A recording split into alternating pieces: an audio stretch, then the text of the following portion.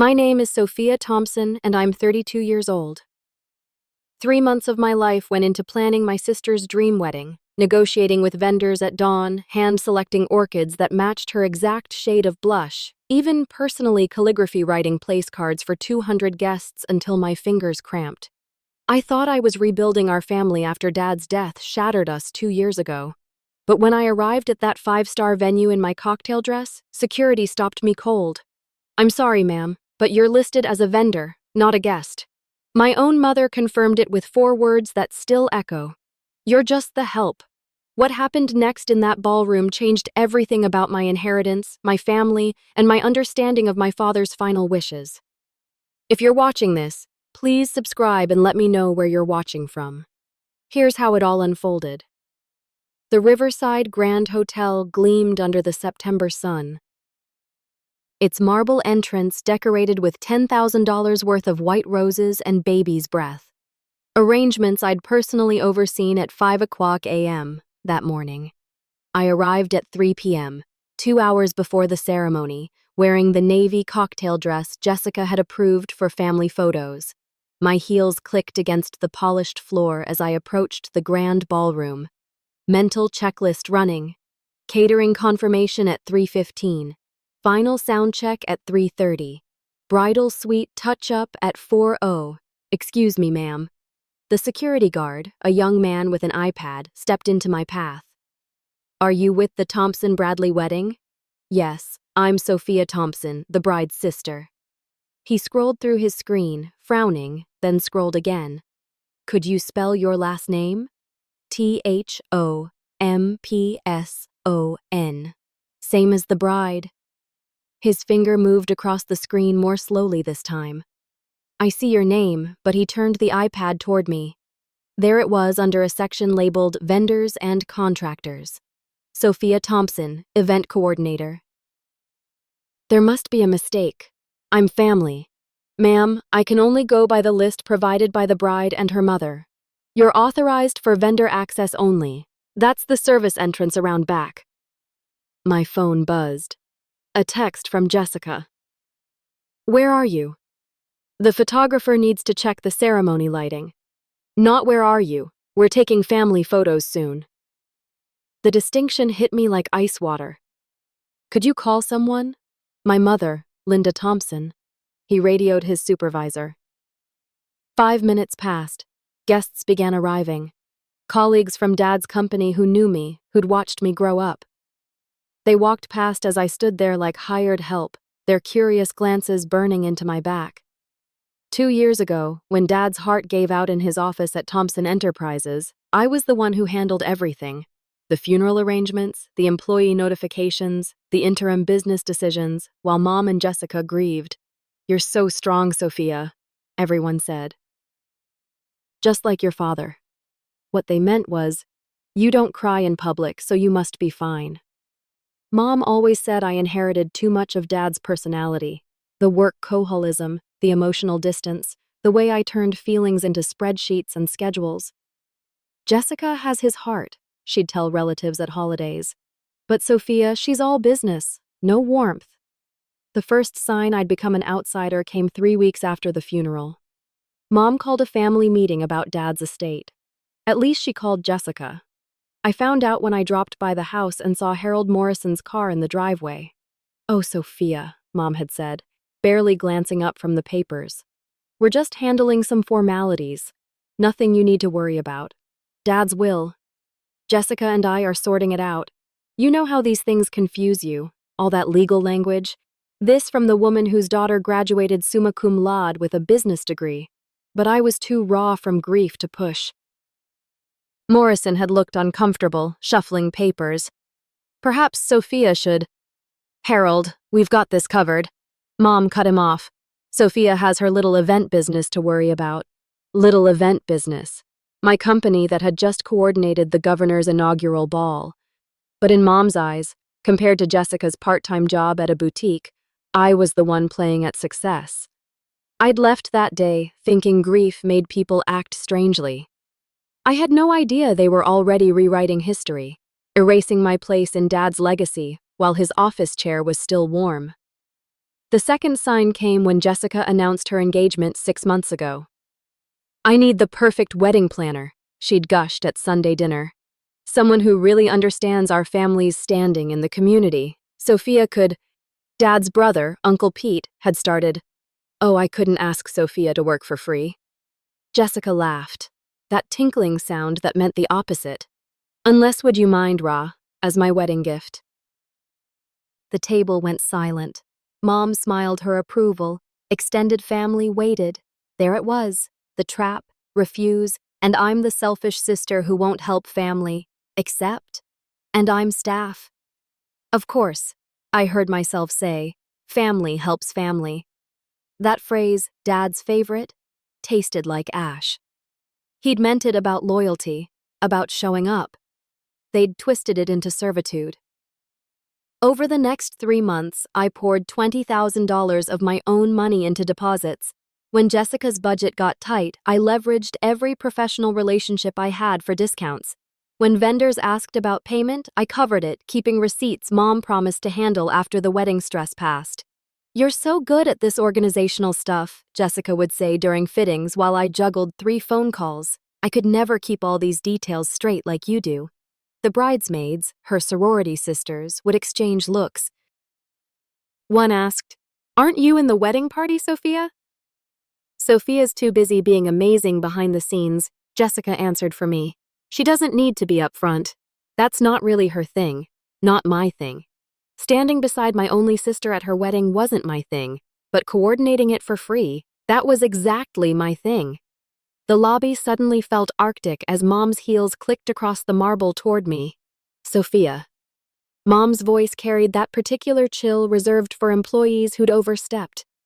"Why are you causing a scene?" "I'm not causing anything.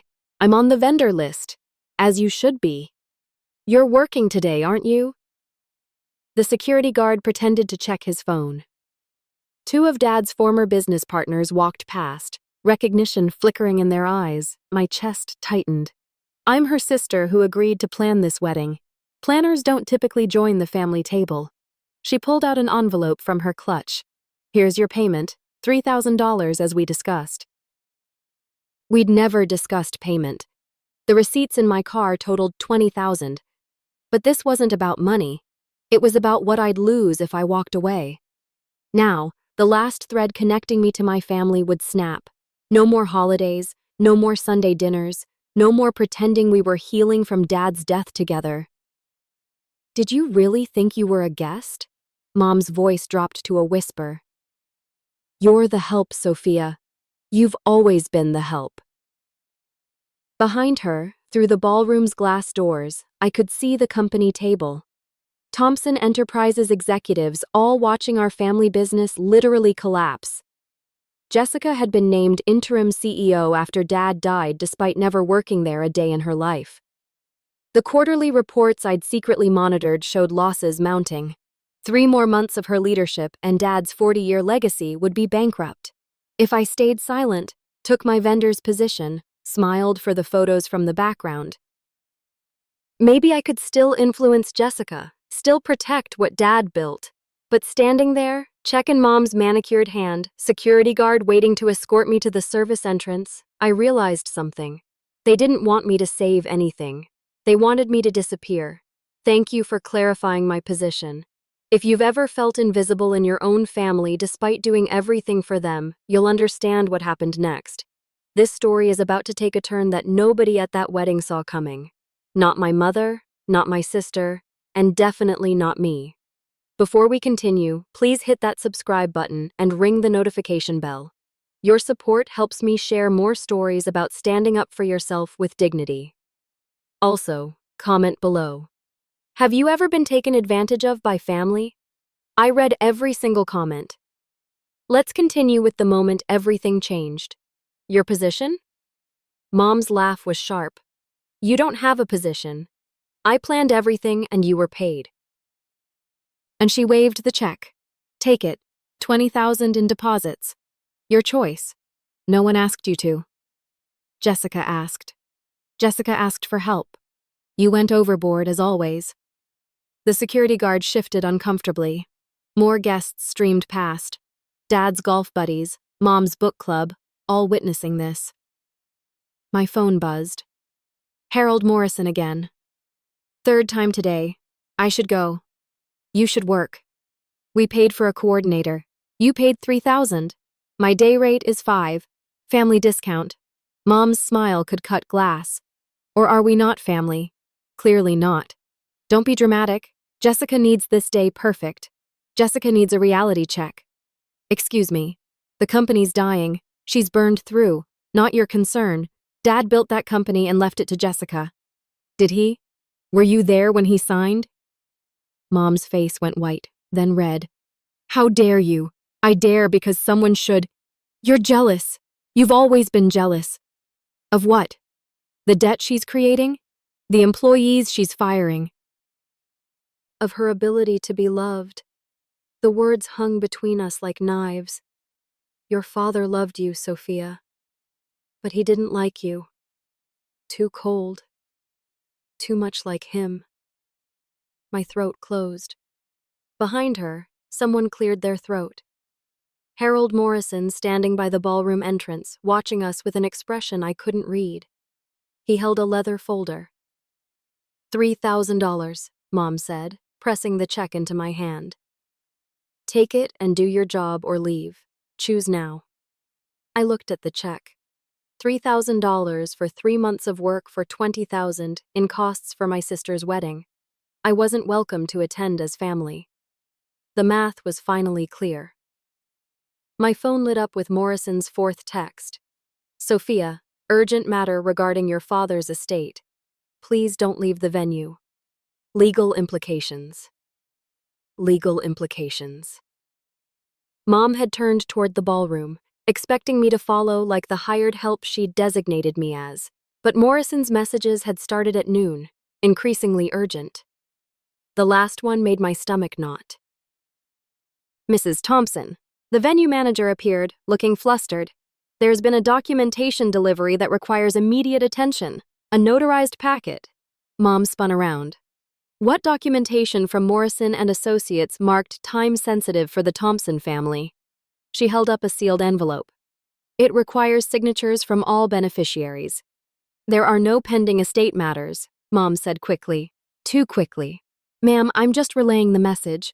Mr. Morrison insisted it be handled before the ceremony begins. I watched Mom's jaw tighten. She'd been avoiding Morrison for months, claiming all estate matters were settled, but estates didn't send urgent documentation 2 years after settlement. We'll handle it after, Mom said. He specified before, said it was legally time-sensitive. Jessica appeared in the doorway, radiant in her $10,000 dress that I'd negotiated down from $15,000. Mom, the photographer is ready for family portraits. Sophia's just leaving, Mom announced. Actually, I said, surprising myself with my steady voice, I need to review that documentation first. As a Thompson family member, you're not... My legal name is Sophia Thompson. My father was David Thompson. That makes me a beneficiary of his estate, regardless of today's vendor list. The venue manager looked between us confused. Guests had stopped pretending not to watch. Jessica's perfect smile faltered. 5 minutes, I said. Then I'll leave. Morrison appeared in the doorway behind Jessica, his expression grave. I'm afraid 5 minutes won't be sufficient, Miss Thompson. Harold.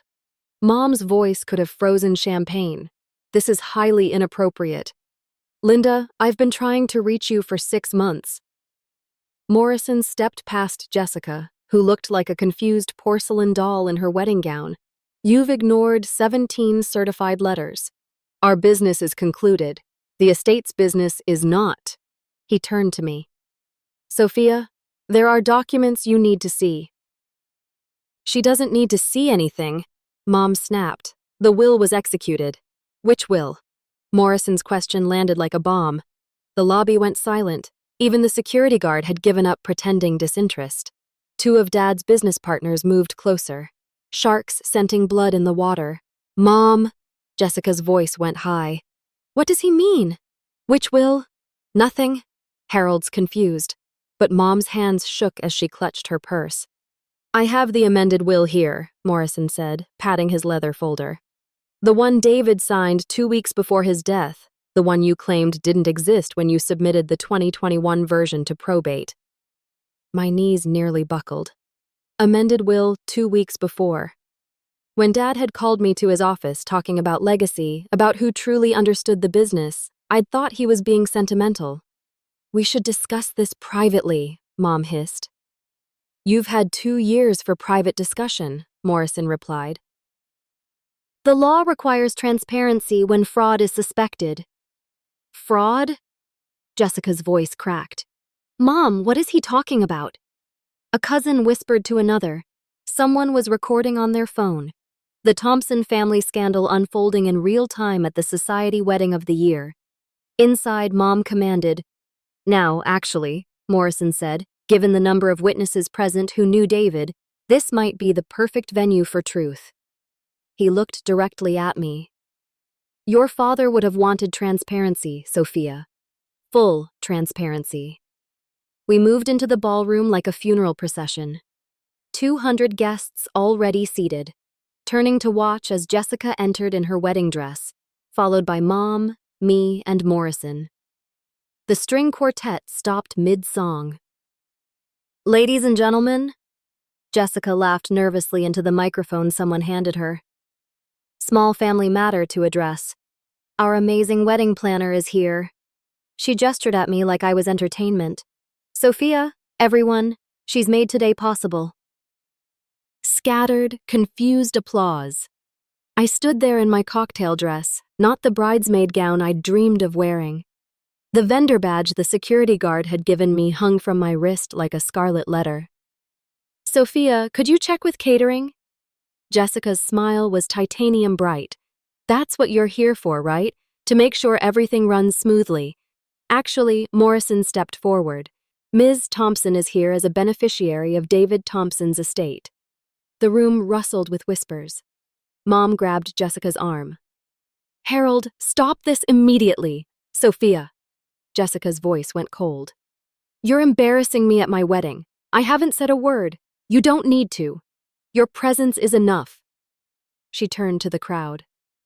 My sister has always had difficulty with boundaries. Today was supposed to be about family, which is why I'm confused, I interrupted, my voice carrying across the ballroom. Why I'm on the vendor list and not at the family table? Gasps rippled through the crowd. Jessica's maid of honor covered her mouth. The groom looked like he wanted to disappear. Because you're working, Jessica said slowly, as if I were stupid. You agreed to coordinate. Coordinators don't sit with family. Sisters do. You're being paid $3,000 for 3 months of work and $20,000 in deposits I covered. The crowd's murmur grew louder. Someone said $20,000? You volunteered those deposits, Mom said sharply. No one forced you, just like no one forced me out of the family estate meeting or the will reading I wasn't invited to. You were busy with your little business, the little business that's planning this entire wedding. Uncle Pete stood up from the family table. Linda, what's going on? Why isn't Sophia seated with us? She's staffed today, Mom announced to the room. By her own choice, the humiliation was complete in front of everyone who mattered in our social circle. I'd been officially designated as the help staff. The groom's mother, Margaret Bradley, stood up. The bride's sister is staff. It's complicated, Jessica said quickly. Sophia insisted on a professional arrangement. I insisted on nothing. I was told this was my wedding gift to you. Gifts don't come with invoices, Sophia. Neither do family obligations, Jessica. The photographer, still recording, moved closer. This would be wedding footage for the ages. You need to leave, Mom said. You're ruining your sister's day. I'm ruining it. I planned every detail. The centerpieces you're admiring. 3 hours each. The menu you'll eat. 16 tastings to get it perfect. The flowers. I was here at dawn. We know. Jessica screamed. We know you did everything. You always do everything. Perfect. Sophia, who never makes mistakes, who never needs help, who makes the rest of us look incompetent. There it was, the real issue laid bare before 200 witnesses. I never made you look incompetent. I said quietly. You did that yourself. Dad's company is none of your business. It was Dad's entire life, and he left it to me. Did he? Morrison's voice cut through our argument. That's interesting, considering the will I have here says otherwise. The room went silent. Mom sank into a chair. Jessica's face drained of color beneath her makeup. Perhaps, Morrison continued, we should discuss what David Thompson actually wrote 2 weeks before his death when he was fully competent, properly witnessed, and very clear about his intentions. Not here, Mom pleaded. Not at the wedding. You had 2 years to do this properly, Linda. You chose deception instead.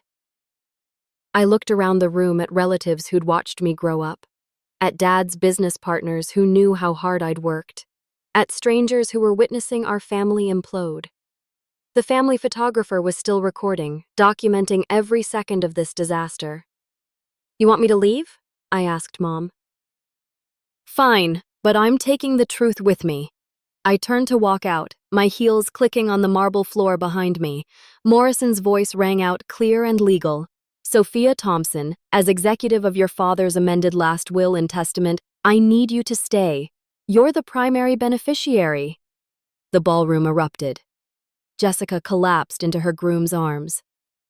Mom stood frozen, and I stopped walking, my hand on the door as 200 people waited to see what I'd do next. This is where everything changes. What happened next not only shocked everyone at that wedding, but also revealed a 2-year deception that went deeper than I imagined. If you're finding value in this story, please take a moment to like this video and share it with someone who needs to hear about setting boundaries with toxic family members. Your engagement helps these important stories reach more people. I see your comments about similar situations you've faced. You're not alone. Now, let's see how justice was served in front of 200 witnesses. I turned back slowly. Morrison stood at the center of the ballroom, every eye fixed on him. He opened his leather folder with the precision of a surgeon. Miss Sophia Thompson, he said formally. Please approach.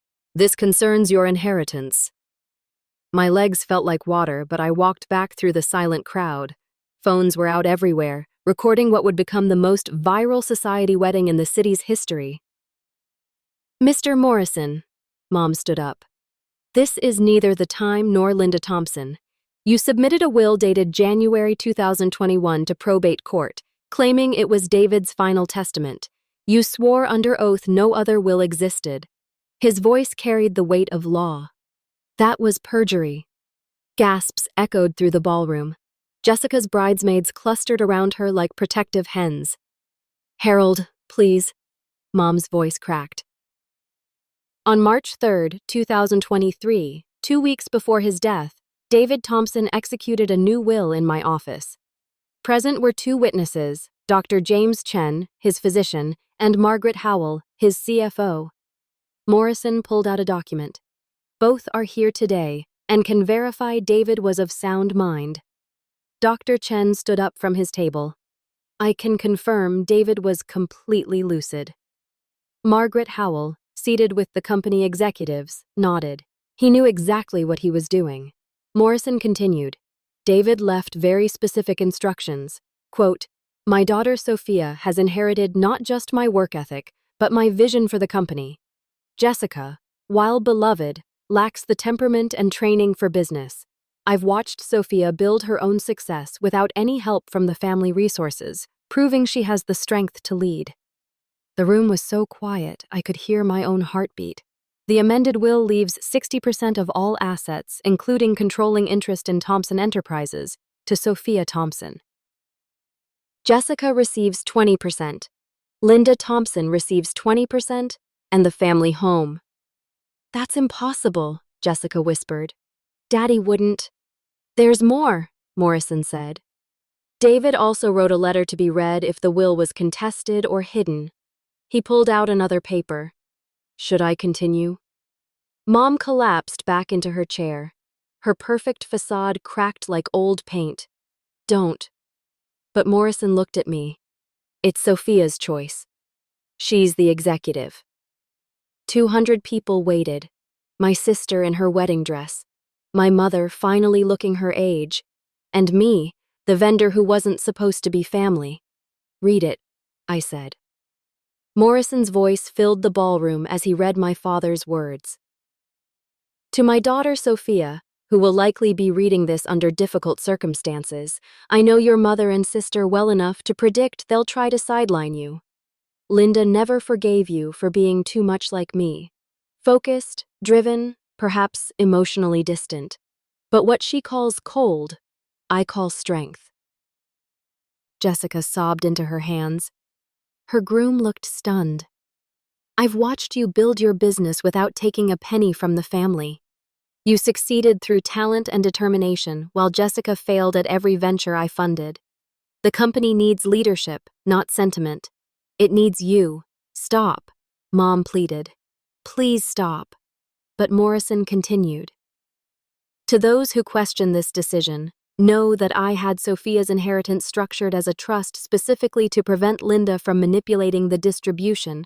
Mr. Morrison has documentation of every attempt to coerce or hide this will. Yes, Linda, I knew you would try." The crowd murmured. Someone whispered. He knew. Furthermore, if this will was hidden or contested in bad faith, Jessica's portion reduces to 10%, with the remainder going to Sophia. "Linda, you've triggered that clause." Jessica stood up, mascara streaming. "You're lying. This is fake.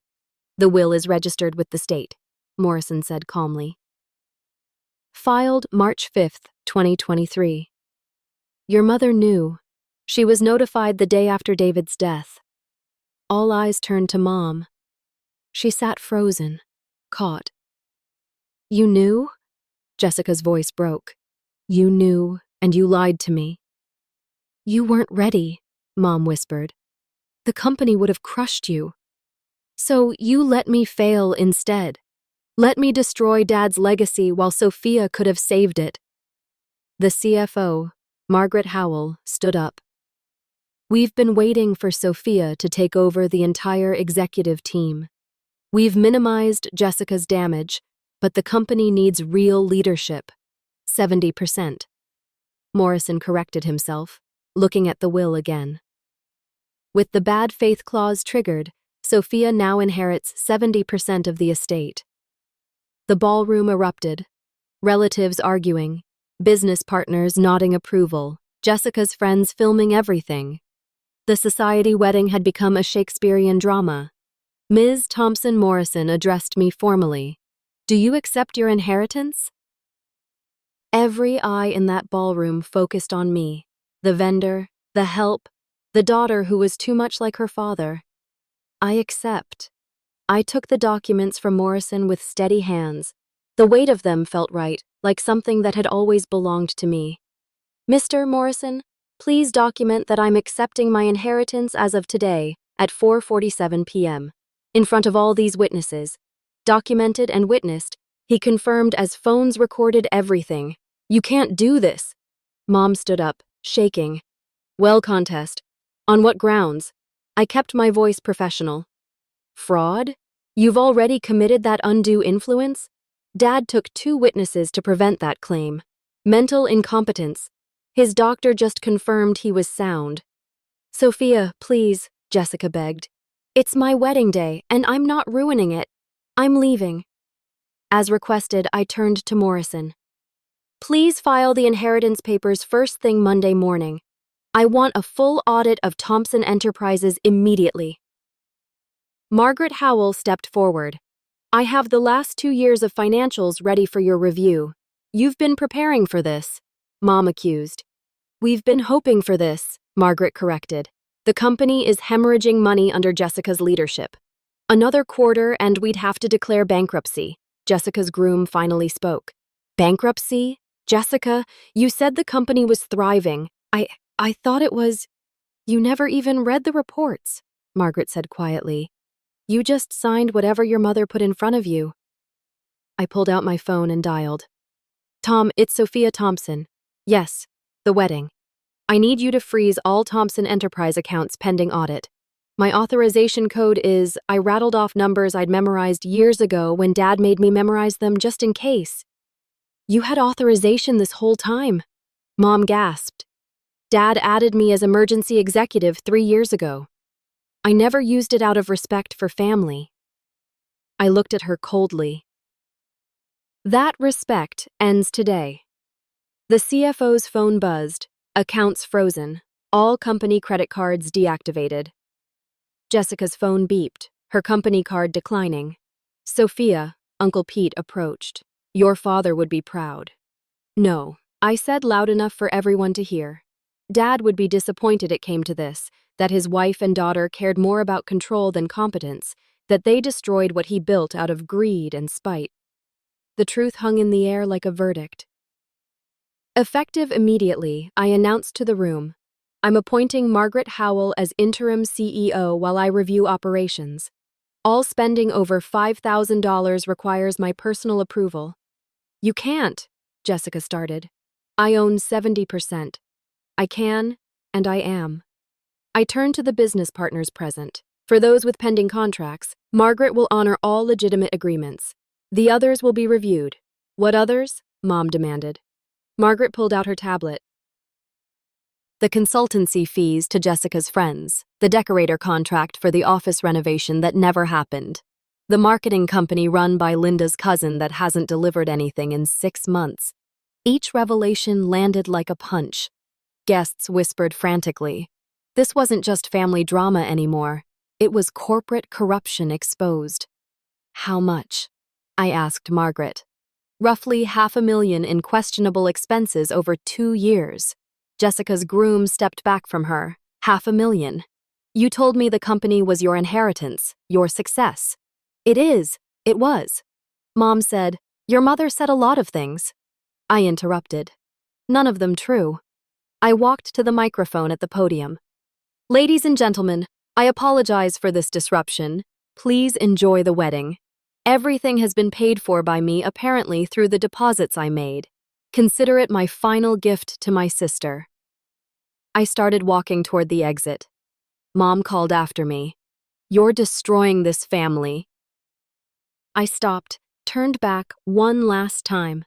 No, Mom. You destroyed this family when you decided I was worth less than Jessica. When you hid Dad's will, when you let Jessica run his company into the ground, rather than admit I was the qualified one. Where are you going? Jessica cried. To save Dad's company. Something I should have been doing for the last 2 years if you hadn't committed fraud. Morrison fell into step beside me. Your father suspected this would happen. He left you another letter private for when you were ready. I'm ready now. As we reached the ballroom doors, the CFO called out, Miss Thompson, the executive team would like to meet Monday morning. We've been waiting for you. I nodded, then left my sister's wedding as I'd arrived, alone, but no longer powerless. The wedding continued without me, but from what I heard later, it was a disaster. The champagne toast felt hollow after everyone had witnessed the family's deception. Jessica cried through the father-daughter dance performed with Uncle Pete because Dad was gone and she'd just learned her inheritance was built on lies. Videos hit social media within hours. Society wedding exposed as fraud became the city's trending topic. The country club gossip mill went into overdrive.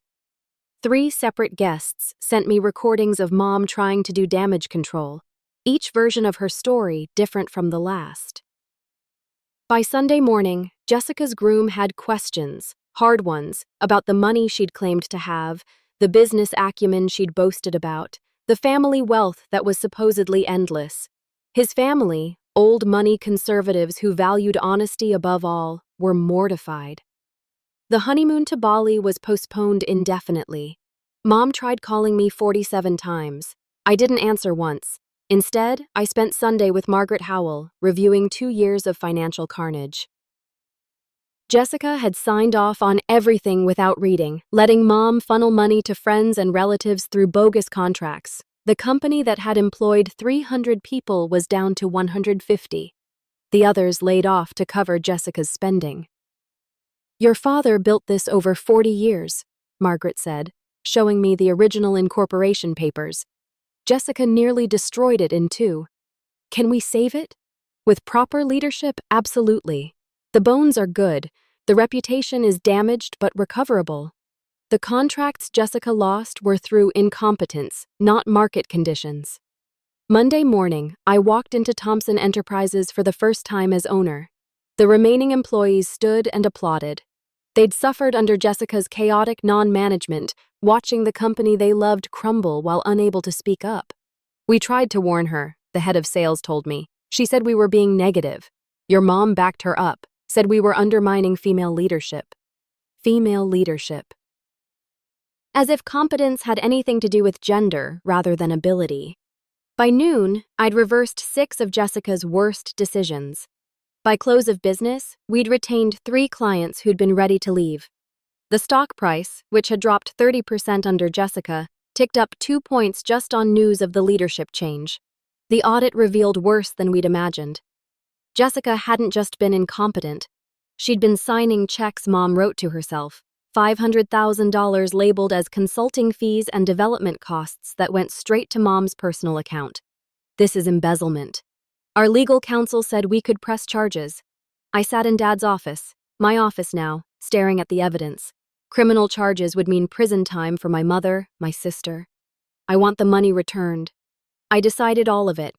They have 30 days or we file charges. Mom's lawyer called within hours trying to negotiate. There was no negotiation. Return the money or face prosecution. Simple. Jessica's marriage imploded by week 2. Her husband's family couldn't accept that she'd lied about everything, her wealth, her business role, even her relationship with me. The prenup he'd wisely insisted on protected him from her debts. He filed for annulment, claiming fraud. Hard to argue against when 200 wedding guests had witnessed it. Jessica called me crying. You ruined my life. No, Jess, you ruined your life when you agreed to steal my inheritance. Mom said it was rightfully mine. That Dad was confused when he changed the will. Dad was many things. Confused wasn't one of them. I'm your sister. You were my sister. Then you made me the hired help at your wedding. Within 3 months, Thompson Enterprises was profitable again. We rehired 50 employees Jessica had laid off, landed 2 major contracts she'd lost, and restored faith with our investors. The board officially confirmed me as CEO. Unanimous vote. Mom had to sell her country club membership to pay back the embezzled funds. The house Dad left her was all she had left, and even that came with conditions. She couldn't sell it without my approval. Another clause in Dad's will she'd tried to hide. The social fallout was complete. Mom and Jessica became paras in the society they'd valued so much. The same people who'd watched me humiliated at the wedding now whispered about them at every event. Jessica moved to another state, starting over as a receptionist at a law firm. Ironically, she was finally working for her living.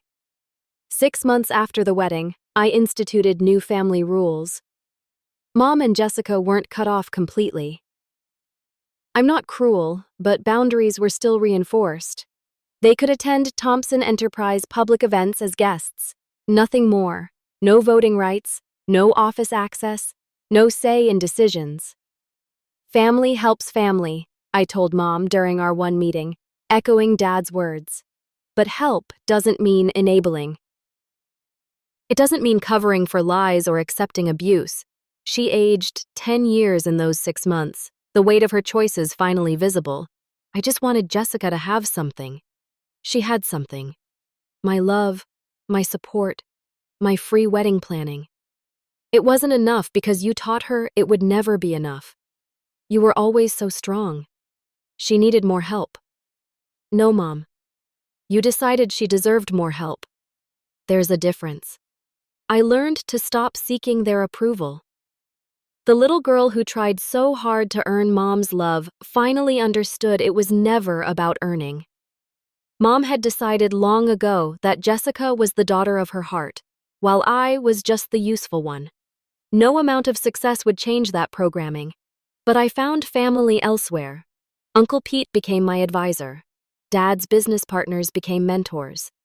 The employees whose jobs I'd saved became loyal allies. Margaret Howell became not just my CFO, but my friend. Your dad would be proud, she told me one evening as we reviewed quarterly reports showing record profits. I hope so. He knew, Sophia. He knew your mother would try this. That's why he structured everything so carefully. He protected you, even from the grave. Dad's private letter, the one Morrison gave me after the wedding, sat framed on my desk. Sophia, if you're reading this, they've shown you who they are. Believe them. Build the life and company you deserve, not the family you wish you had. Your strength isn't coldness, it's clarity. Use it. Love, Dad. I did use it every day. Not with cruelty, but with clear-eyed purpose. The company thrived. I dated someone who valued my strength instead of resenting it. I built friendships with people who saw me as a person, not a resource. Family can visit, but they can't take anymore. A year later, Jessica reached out. She'd been through therapy. She said she understood now how toxic the dynamic had been. She wanted to apologize to maybe start over. We met for coffee. She looked different, humbler, working a real job for the first time. I'm sorry, she said. For the wedding, for the lies, for letting Mom convince me I deserved what was yours. I appreciate that. Can we be sisters again? We can be relatives who are civil. Sisters requires trust. That'll take time. She nodded, tears in her eyes, but understanding in her expression. Growth looks different on everyone. Mom never apologized. She maintained she'd done what any mother would do for her struggling child. But she followed the boundaries because she had no choice. The woman who'd controlled everything through manipulation now had no power except what I allowed. The lesson was hard but necessary. Dignity isn't negotiable. Not for family, not for anyone. When someone shows you repeatedly that you're less than, believe them. Then act accordingly. Standing up for yourself isn't cruel. It's necessary. I didn't destroy my family at that wedding. I revealed what was already broken. The humiliation they'd planned for me became the spotlight that exposed their deception. Sometimes the best gift you can give your family is forcing them to respect you, even if that means they lose everything else in the process. Dad knew this day would come. He prepared me for it, not with warnings, but with tools, legal documents, trusted allies, and the strength he saw in me that Mom refused to acknowledge. He couldn't protect me from the pain of their betrayal, but he made sure I'd win when it counted. The company he built stands stronger than ever. His legacy lives not in the daughter who was loved, but in the daughter who was capable. And maybe in the end, that was its own kind of love. To those watching who've been designated the family scapegoat, the useful one, the help, know this. Your worth isn't determined by their recognition. Sometimes the only approval you need is your own. Your self-worth isn't negotiable, not even for family. Thank you for listening to my story. If it resonated with you, please subscribe and hit the notification bell for more stories about standing up for yourself with dignity and grace. Share this video with someone who needs to hear that it's okay to set boundaries, even with family. Comment below. What boundaries have you had to set with toxic relatives? How did you find the strength? Your stories help others realize they're not alone. Remember, requiring respect isn't cruel, it's necessary. Your self-worth isn't negotiable, not even for family. Until next time, stay